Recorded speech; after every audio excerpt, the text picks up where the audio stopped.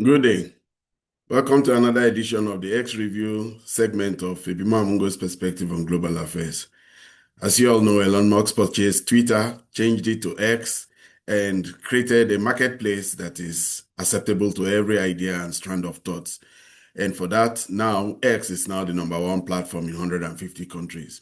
As a geopolitical commentator, I always go through my X feed, and in this my X review, I take a deep dive into the geopolitical stories that are falling into my feed. So today, without much ado, let's go into um, analyzing and taking a deep dive into the stories that are there in the geopolitical space. Uh, our first story is coming from Russia. Yes, the Ukraine war. Russian drones destroyed a Ukrainian 3D artillery gun in Dnipropetrovsk and a UAV command post in Sumy region. Yes, this war has really been changed. The big hero of the Ukraine war, the unseen weapon that has changed and transformed modern day warfare, are drones. FVP drones, funny enough, also shows how the balance of power has changed. Before, technologies like the FVP drones was predominantly in the domain of the West, but now FVP drones are the domain of China. Somehow, both sides have access to these drones. Despite the restrictions by the Chinese, the Russians get access to the drones. The Ukrainians have access to the drones, and they found creative ways to make these drones very useful. These drones have taken and have become very, very, very lethal in its use. It helps in reconnaissance, it helps in surveillance, it helps in so many forms, but most importantly, it is a very lethal weaponry now. It is the Ukrainians were the ones who really deployed the drone technology the most, but now it is the Russians who are particularly far ahead of them in this drone warfare. And we are seeing it as they move now in the east and they move all around Donetsk and Zaporozhye and Sumy. They have deployed their drone technologies. Now they use it. They use the drones now as a means of getting coordinates and getting artillery fire, getting all the suites of range of weaponry that they have, and that has really changed the war. This war has been changed, and now every other country now realizes that they're lagging behind if they don't do something about having access to drone technology.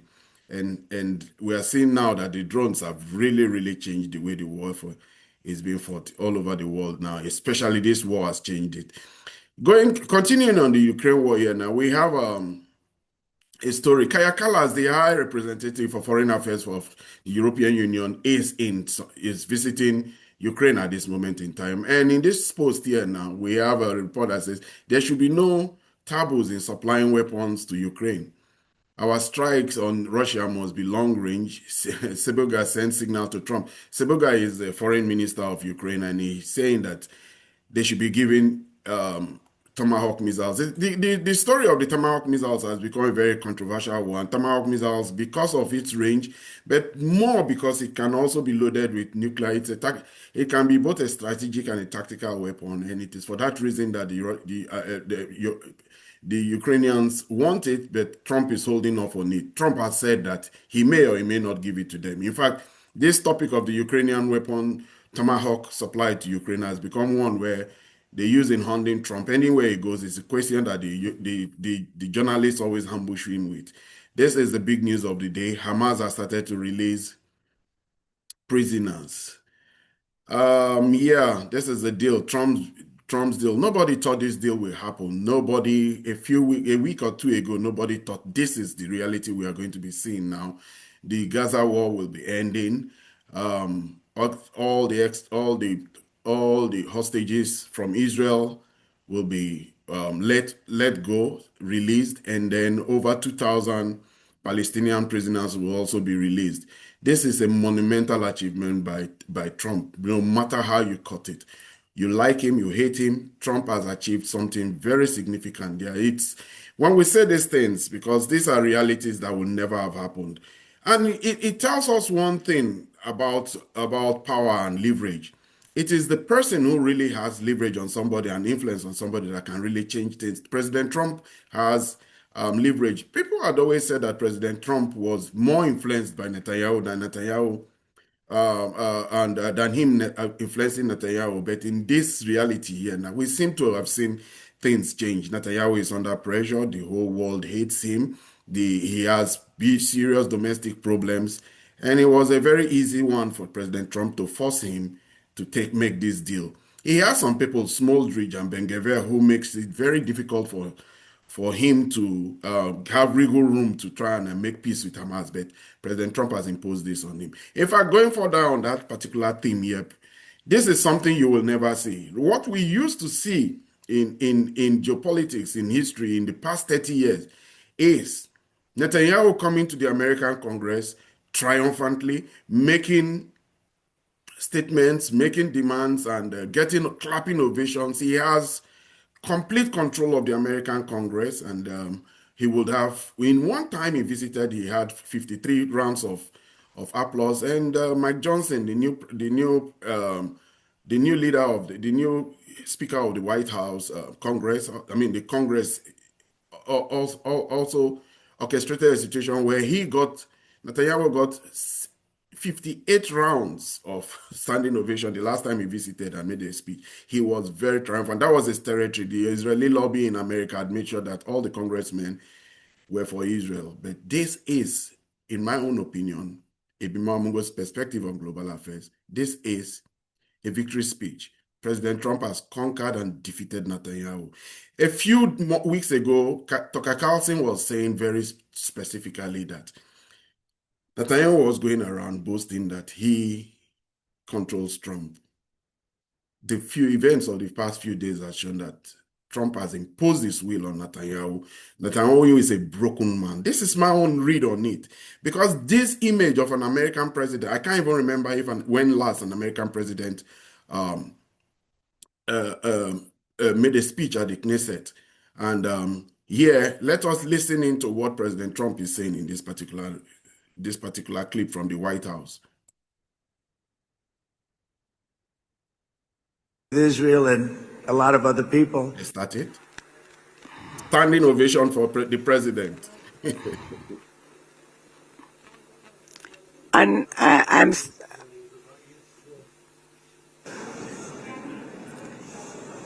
That was very efficient. Yes, he gracious in his speech. This speech was so gracious, but ultimately the content of the speech was that Israel will benefit a lot from having better relationships with back its to neighbors. Steve. They should look past war and fighting and security and look at the development. You should remember that President Trump is the one who the Abraham Accord in content simply means that he wants better relationships between the Arab states and Israel. He believes that Israel will benefit a lot from their know-how in technology, in their competencies in AI and all, and internet security. And this is what he was selling to them. Okay. Henry is a big leaker. He leaked. Steve doesn't leak. Steve just wants to get the job done. He wants to do what's right. But yeah, a group of people. But Steve started this all by himself. I call him Henry Kissinger, who doesn't leak. Okay? Yeah. Henry is a big leaker. He leaked. Steve doesn't leak. Steve just wants to get the job done. He wants to do what's right. But I'll give you just a quick. President Trump was very magnanimous in this speech. He was very intent in telling the Israelis that this needs to stop. They should turn a new leaf and look to all the opportunities in the Middle East. It can't just be about war, self-defense, offense, and all that. They should look towards the greater opportunities within the Middle East and find means and ways of living with their neighbors. It was a great one, but in my own opinion, President Trump has stamped his imprint on Israel. He has imposed his will on them, which is something no president has done. And it is only him who, ironically, is the closest friend of Israel who can do this. There's a problem now going on in China between the church and the state. And these are the images. This obviously is Korean flags. Whoever has put this here. I'm a keep it buck. I came to China to get away from this, so please keep your foot on their necks. No, this is not what I'm seeing here is a Korean flag. This person has gone to pick a Korean flag. But yes, evangelical churches support Israel completely, and obviously this is a big evangelical church in Korea. It maybe have to do with Pastor Jin. I think Pastor Jin it's a Chinese pastor who has been arrested recently. He runs an evangelical church, and that church is the one that, because of he does that, because the Chinese arrested him, Marco Rubio and Mark Pence and all the political class that come off the evangelism in America now decided to hold the Communist Party to account. This is Marco Rubio's tweet. He said the United States condemns the Communist Party's recent detention of dozens of leaders of the unregistered Zion Church of China, including prominent pastor Ezra Jin. He has even said that he's unregistered. The Chinese have a law that every religion can be practiced. We see them, and they allow religious freedom and tolerance, despite the propaganda of the West and all the church media, that evangelical propaganda they have in America. Yeah, they do allow. This is a new strand. Probably they will start to use the human rights angle again. Pastor Jin, his church is unregistered. It is only 10,000 people in China, and we will get more about it. But that's another point of contention between Russia and China. America and China again. Yeah, it's a restaurant in China. Have a meal while watching a show. This isn't new. It's all over the world. It's people can be doing this. Yes, but images of China like this is what's opening up the country and telling the world that there's a reality outside of the American dream. The Chinese dream too probably is something. This is soft power. This is how China is telling the world that we too, despite the demonization about us, this is our country. And it has a lot to do with images on TikTok, on Red Note, and on Twitter like this that is helping to do that. Just in, President Trump calls Middle East a region transformed, freed Israeli hostages tearfully reunite with their loved ones. Yeah, this is the news of the moment. Charlie Kirk. Charlie Kirk is not going to live. Charlie Kirk is one of the death of Charlie Kirk, ironically, is one of the actions that created this reality we are seeing today. This reality that Israel was under a lot of strain, a lot of because the Israelis were accused of killing him. Charlie Kirk represent the evangelicals that were turning on Israel slowly, and that was a big bother to Israel. Netanyahu was in a very low place, and Charlie Kirk, Turning Point America, is one of the great people who made this happen. Let's go to the next story again. More and more Ukraine deployment points in Konstantinovka are being wiped out of the map. These drones are a terror to everybody, to the people in this war. I should at this point out that while we see these images, the irony is that we see these images also from photographs taken by drones. So one drone is going to do the killing and destruction, and another drone is doing the photographing. So this is the most photographed. The intelligence on this war is so complete. Everybody has images of Ukrainian successes and Russian successes because of drones. They serve many roles now. There's a drone system that the Ukrainians have called the Baba Yaga drone. That one is a terror to most Russians. So drones have really changed the world. And Konstantinovka, this all shows us the advances taking place by the Russians. And we know that they're doing very well. Putin wants Europe. You're destroying yourself. Oh, yeah, all the sanctions they put on Russia.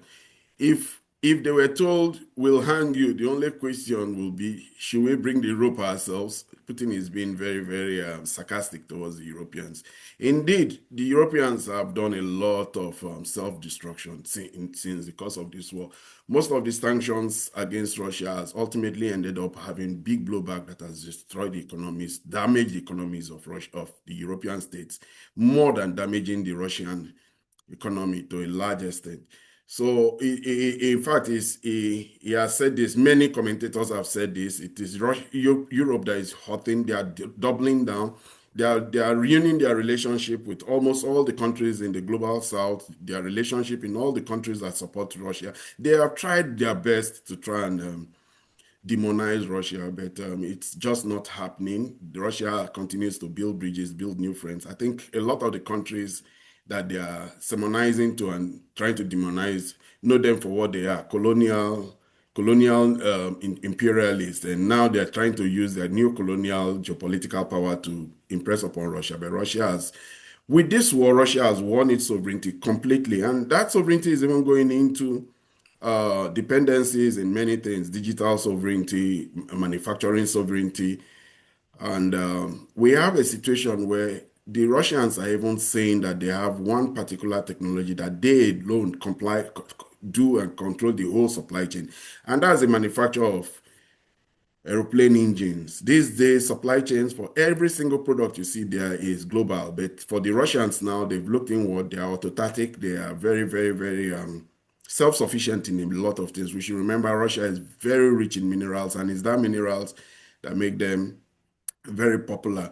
Yeah, Volkswagen is shutting down. Chemical plants are closing. Heavy industry is really closing. Glassworks are shutting down. People are being thrown out of the street. It really is true. It's a bad time for Europe now. We see this angst is what we see now in the form of demonstrations. The cause for the demonstration may just be Gaza, it may be anything, but there's demonstrations all over Europe.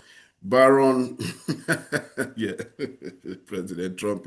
This is the reason why President Trump, 19-year-old, has board director for TikTok. Which newspaper is doing this? President Trump's 19-year-old could be appointed at the app's body. Barron Trump is being eyed for a top role at the streaming app TikTok. The U.S. president's son, Barron, is very popular. By every means, it's almost like a dynasty. He's popular as Prince William and Prince Harry would be popular for the King of England. It's popular because, and this is charm that he used in. They said he helped in bringing the youth vote to the president, but the TikTok has been a very interesting one. President Trump came. He saw that the youths had a big presence on TikTok. He managed to buy it. He has instead of selling TikTok or closing down TikTok, he organized American investors to buy TikTok. And ironically, it turned out to American investors that tended to support the Israeli cause a lot. So there's a lot of controversy about this particular purchase. But yeah, TikTok is in America. Barron is putting himself out there. Barron is Melania's only son. She is very protective of him. He doesn't appear in the news. It's very guarded. She makes sure that he's not in the public eye as much as his father used to be. China's exports surge. This is the irony of this trade war. China's exports.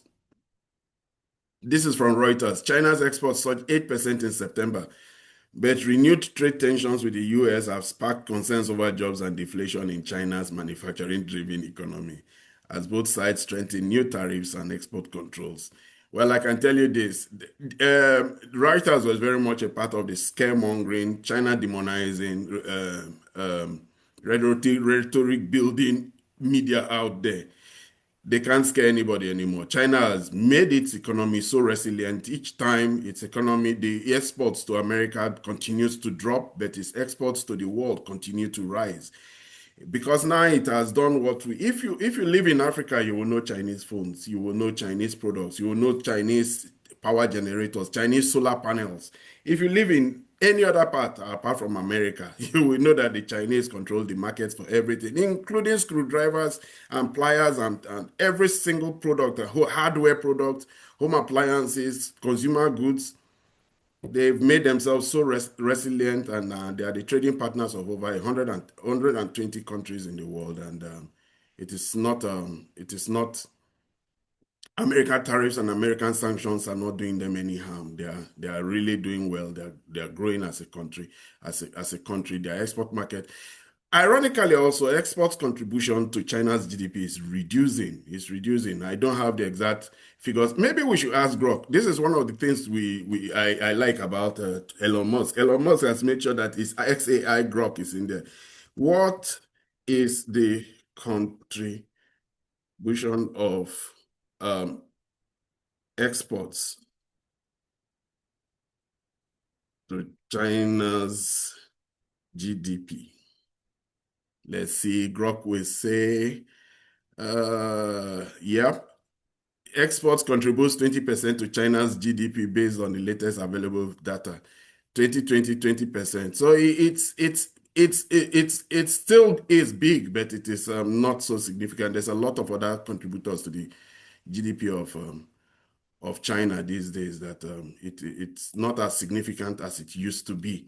Okay, let's continue with that. Oh man, this people are very, very, very mischievous.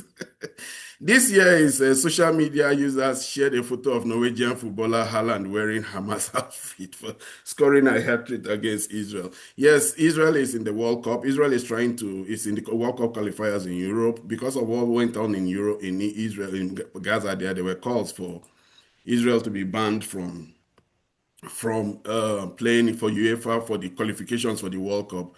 But I think the football on the field was what did it. And Haaland, they had a Norway versus Israel game. The Norwegians fans were very brutal. They were chanting and they had Palestinian flags. And Haaland was not kind to them at all. Haaland, we know him as a Manchester City player, very lethal. And he scored a hat-trick in support of his country. They won, I think, by 5-0. And I may not know the amount of rounds that are going there. Israel is almost eliminated. They will not probably make it. President Trump weighed in heavily and stopped UEFA and FIFA from kicking Israel out of the World Cup qualifiers and even the UEFA qualifiers. This continues what I'd already said. President Trump's triumphant standing ovation in the Knesset. No American president has asserted American power over Israel than this image. There was, no matter how you read it, cut it, this is reassertion. It had been the other way around for the past 30 years.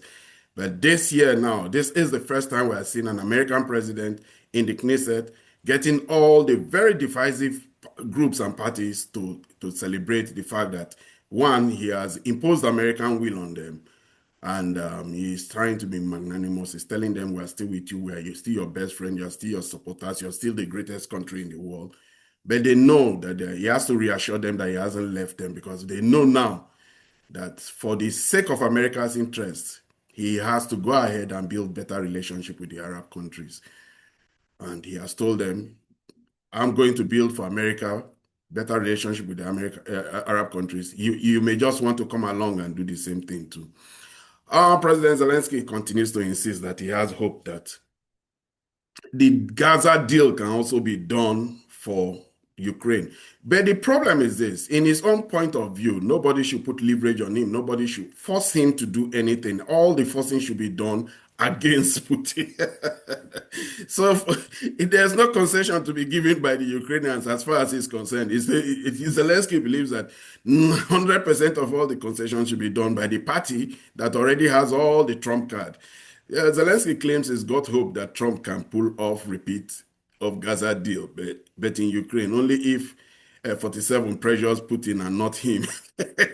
Yes, this is what I also think. This is what I think. It is just Putin, not him. In his own viewpoint, we should realize that he's no more officially the president of Ukraine. He's there by fiat. Max Blumenthal is very, very prominent in the alternative media space. He has editor of Gray Zone, 780,000 followers. Funny enough, Max Blumenthal is a Jew, and he's one of the American Jews that have come very heavy on the Israeli state for the genocide there. And in this episode of the Zionist Axis, Nobel winner Maria Corina Machado tells Barry Wise why she reveres Trump for branding her countrymen as terrorists and bombing them. Yes, Machado was appointed. She won the Nobel Peace Prize, and Maria Barry Wise is the new editor of CBS. She is a friend of David Ellison. They are all powerful Zionists. They want Israel to occupy the whole of the Middle East. And so she is the one who won the Nobel Peace Prize as an opposition to Nicolas Maduro. And because of that, the Israelis love her. She always told the Israelis to help her come and free her country from this from Maduro. This is the one that I was just talking about a few minutes ago, sorry. Beijing's arrest of Pastor Ezra Jin is a clear message that the government will thankfully not tolerate the violent genocide of ideology of Zionism supported by delusionally brainwashed Christianity in China. Bravo, Beijing. True Christianity has nothing to do with the slaughter of innocents. The story here is Beijing versus Zion Church. No praying for Armageddon in the Middle Kingdom. A nationwide crackdown on Chinese Zionists. It's a long one, but it has to do with the Zion Church of China. I think that's actually their name, Zion Church. They were founded in 2007. It's one of China's largest and most prominent unregistered church houses following mainstream evangelical Protestant theology. Its worship leaders openly display the Star of David, a neon sign of Christian Zionism. We should also remember now that China may not have said much about this Gaza war, but since the Netanyahu has been targeting the Chinese as being unfriendly towards Israel, they may just be making these actions. But it's Chinese law that religious organizations should be registered. In fact, we know of all these problems that China has had with, one, the Tibetans, because the Chinese would prefer a Dalai Lama that is more friendly towards China, professes understanding of the Chinese reality, rather than one that falls under the influence of the British and the West. They will also want a bishop in Beijing that is aligned to China, not one that is put by the Vatican. China has always insisted on this, so this is not new. This is just but the evangelical church is growing. But the Christendom in China is actually growing. They've grown into almost 100 million people in recent times. But this strand of Christendom, you see, this is what I always talk about religion and the dichotomies in different religions and how they create problems. This particular strand of religion, if you're in Africa, you will know about them. They're called Pentecostal churches. They are big in Nigeria.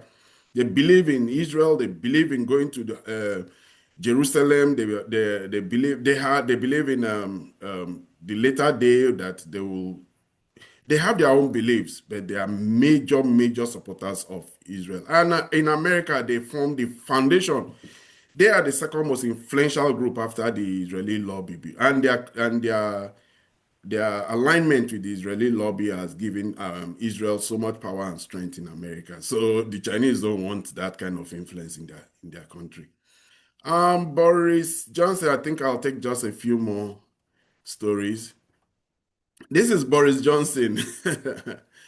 Scarlett Carol. Yep, this may just be say what is that is what a human life is worth to Boris, £1. He received £1 million to sabotage the peace negotiation between Ukraine and Russia. Over 1 million people paid the price for that with their lives. Our lives are more worthless. Yes, it just emerged, and it came out from a British newspaper that Boris Johnson received money from a drone manufacturer so that they can continue the war. That particular person was part of Boris Johnson's delegation to go and convince Zelensky not to stop the war. Boris Johnson has a real big part to play in this continuation of this war. He hopped down. He was having domestic problems, and just like all of them now, Macron, Merz, and Starmer, anytime they have domestic problems, they run to Ukraine and so they go to the foreign countries. Here he went and stopped that war. We remember in April 2022, and it's a tragedy. All these the revelations coming out now just shows how for one person's interest or for the interest of one particular country or one group of people, a lot of people can suffer. That's why geopolitics is very good to understand the history and all the unknown parts and components of it. It's like a chess game. There are so many unseens and unknowns. If you see this image, put a dot in the algorithm. Yes, this is the image of the Gazans returning to North Gaza. They were very happy. It was a very happy day for them. President Trump created this reality. Netanyahu would never have allowed it. Smoldridge would never have allowed it. Ben-Gvir would never have allowed it. But time and chance made it happen. The Qataris, the Turks, the Saudis, and all of them who put pressure on President Trump, and he ultimately put pressure on Netanyahu, and we have it here. In line with what I've said, this is a terror and hatred have failed. Peace is the path to power. Not worked. They haven't worked. They've been a disaster. Now be clear to everyone throughout the region that decades of fomenting terrorism and extremism, jihadism and anti-Semitism have not worked. They haven't worked. They've been a disaster. They've just killed. They've killed. They've backfired completely and totally. They've just totally backfired. Everything that you thought. I have a theory I've always said, and I want to continue it again. The country that changed the whole of the Middle East is not Israel, it's not Saudi Arabia, it's not any of these big countries. Qatar, it's not. It is the country of Dubai, the country that showed that by peace and by economic development, the Emirates of Dubai in the United Arab Emirates, Kuwait, all those countries that initially chose to develop their countries and move into tourism, move into making the Middle East such a very beautiful place. Now we see all the wonderful sites. Worst case in Dubai, in Qatar, in Saudi Arabia, in Riyadh, in Jeddah, and now they're all ambitious to develop themselves. So war is an anathema to them, and they want to continue to progress, and they want to continue to develop. And this time around, they didn't take part in any fighting. They chose rather diplomacy, and they put immense pressure on America because of that diplomacy. We should always thank the little emirate of Dubai, who saw a vision in that neighborhood that peace is much better, development is much better, and they have created a reality that is totally so different about the Middle East, and war is just not one of the good points about that reality. Let me find one last story before I go. London starts with Gaza. This has continued for a while. Second class, Latvia is forced to deport. Yeah, Latvia is very strong on this anti-Russia thing. In fact, they now have clamped down on anybody who's not speaking Russian. I think that they are going against United Nations Convention by punishing people because of their preferences of language, but they know their history with the Russians there, and it's not my place to say anything. Okay, this now is a story. I wish one of the strands would have come and given us much more details about it. The Dutch surrendered in Taiwan to Ming Dynasty forces in 1660 by Johannes van Bad. Dutch were allowed to leave Taiwan with their possessions. This time, the Dutch will not be let go easily. Carl Zai is a very big commentator in this same alternative media space. Is Chinese. Dutch government took a Chinese company called Nexperia. They built chips. What happened is the Chinese have been buying a lot of companies, but the Chinese are still restricted from buying much more in Europe. Pirelli tires was almost bought over by Chinese. They don't like it. Volvo is owned by the Chinese now, and they limit them. But the Chinese bought semiconductor companies both in UK and in Netherlands. The UK government has seized one of the plants, and the Dutch government just joined them in seizing one of the plants also. Everybody's expecting the Chinese retaliation. We should know that the Dutch are the people who have what they call there's a company called ASML. ASML is the biggest manufacturer of semiconductor making machines called EUV machines. They even produce DUV machines. They completely control that market. They have powerful leverage over anybody who is in that semiconductor space. So when they, for whatever reasons, whatever geopolitical reasons, whatever economic reasons, they have seized ownership of Nexperia, a Chinese company. Everybody is expecting the Chinese to retaliate, and the Chinese. And this allusion here is that Dutch surrender to Taiwan. Taiwan used to be part of the Chinese, and this is why the Chinese continue to say that Taiwan is a part of China and it's one China. And they surrendered once, but of course we know they came back again and they won. They were part of ultimately East Indian Company that was that defeated the Chinese. This time they made the Qing Dynasty Chinese in 1753 and 1756. The two Opium Wars. They gave it to the Chinese this time around. They made the Chinese to start open up their market and buy opium from them. Yeah, this was the story. The story is that Dutch government takes control of Chinese-owned chip maker Nexperia. Well, we will get more details of it as time unfolds. So I would want to end here. This is where I'll end for the day. We have seen, and I hope you enjoyed this deep dive in all the geopolitical happenings in the world from my newsfeed on X. If you're new to my channel, please subscribe. If you have any views regarding the opinions I just expressed, put them in the comment section. Do well to like and share. Until I see you in my next video. Goodbye.